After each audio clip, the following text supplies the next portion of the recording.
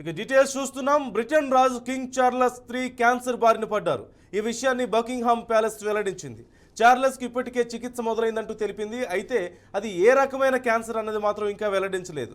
గత నెలలో ఓ ఆరోగ్య సమస్యతో ఆసుపత్రికి వెళ్లగా క్యాన్సర్ను గుర్తించినట్లుగా తాజా ప్రకటనలో పేర్కొంది. నిన్నటి నుంచే చికిత్స మొదలైందని, కాబట్టి కొద్ది రోజుల పాటు తన విధులకు దూరంగా ఉండనున్నట్లుగా తెలిసింది.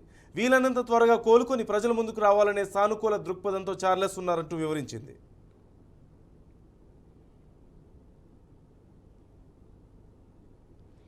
ఎర్ర సముద్రంలో హౌతీ తిరుగుబాటుదారులు మరోసారి రెచ్చిపోయారు. అమెరికా, బ్రిటన్కు చెందిన 2 వాణిజ్య నౌకలపై దాడి చేసినట్లు వారు ప్రకటించారు.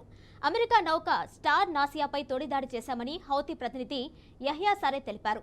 ఆ తర్వాత బ్రిటిష్ నౌక మార్నింగ్ టైడ్ను లక్ష్యంగా చేసుకున్నామని వెల్లడించారు. యూకే నౌకపై దాడిని భద్రతా వ్యవహారాల విశ్లేషణ సంస్థ అంబ్రే కూడా ధృవీకరించింది.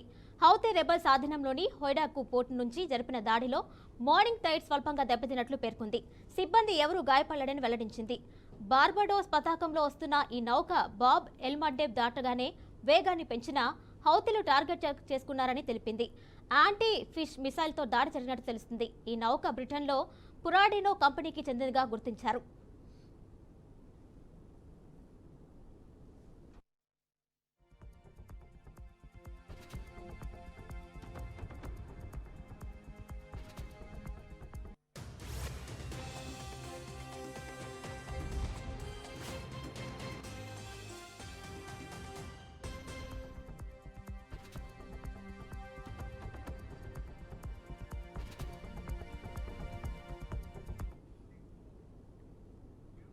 ఇజ్రాయెల్ హమాస్ల యుద్ధం మొదలై 4 నెలలవుతుంది.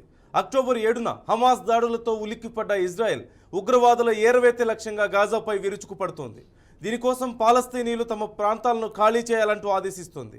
గాజా భూభాగంలో 3/2 ఉన్నటువంటి ఈ స్థలం నేపథ్యంలో ఈ ఆదేశాల క్రిందే ఉన్నట్లుగా ఐరాస మానవతా వ్యవహారాల సంస్థ వెల్లడించింది.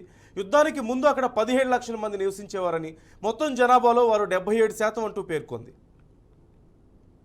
గాజా జనాభాలో సగానికి పైగా పౌరులు ప్రస్తుతం రఫా పరిసర ప్రాంతాల్లోనే తలదాచుకుంటున్నారు. తమ దాడులను ఈ ప్రాంతానికి విస్తరిస్తామని ఇజ్రాయెల్ రక్షణ శాఖ ఇటీవల తెలిపింది. ఈ నగరం తమ దేశ సరిహద్దులో ఉండడంతో ఈజిప్టు అప్రమత్తమైంది. సరిహద్దు వెంబడి బలగాలను మోహరించడం గతంలో చేసుకున్న శాంతి ఒప్పందానికి విఘాతం కలిగిస్తుందని టెల్ అవీవ్ను హెచ్చరించింది. దాడుల భయంతో పాలస్తీనా పౌరులు తమ భూభాగంలోకి ప్రవేశించే అవకాశం ఉందని ఆందోళన చెందుతున్న కైరో, ఒకవేళ అదే జరిగితే అడ్డుకుంటామని స్పష్టం చేసింది.